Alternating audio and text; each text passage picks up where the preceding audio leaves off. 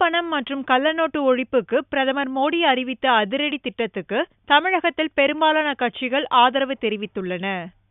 500 மற்றும் 1000 ரூபாய் நோட்டுகளை செல்லாது என்றும் ஏற்கனவே அவற்றை பதுக்கி வைத்திருப்பவர்கள் வங்கியில் டெபாசிட் செய்து புதிய கரன்சிகளாக மாற்றிக்கொள்ளலாம் என்றும் பிரதமர் மோடி அறிவித்துள்ளார்.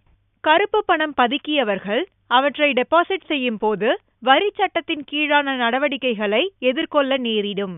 அதேபோல கருப்பு பணத்தை அழிப்பதை தவிர வேறு வழியே இல்லை என்ற நிலை உருவாகும். இத்திட்டத்துக்கு தமிழகத்தில் பெரும்பாலான கட்சிகள் வரவேற்பு தெரிவித்துள்ளன. அதிமுக தரப்பில் அதிகாரப்பூர்வமான கருத்து தெரிவிக்கப்படாத நிலையில் விடுதலை சிறுத்தைகள் கட்சி மட்டும் இத்திட்டத்தால் அன்றாட கூலி தொழிலாளர்கள் தங்களின் சேமிப்பு பணத்தை இழக்கவும் பயன்படுத்த முடியாத நிலையும் ஏற்படும் என்று கூறி எதிர்ப்பு தெரிவித்துள்ளார்.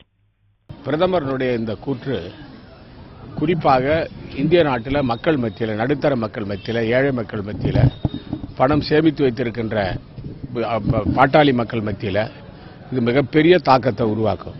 ஏனென்று சொன்னால் இந்த 500 ரூபா 1000 ரூபா நோட்டு பழக்கம் 10 வருஷமா 15 வருஷமா நம்ம இந்திய நாட்டில் இருந்து வருது.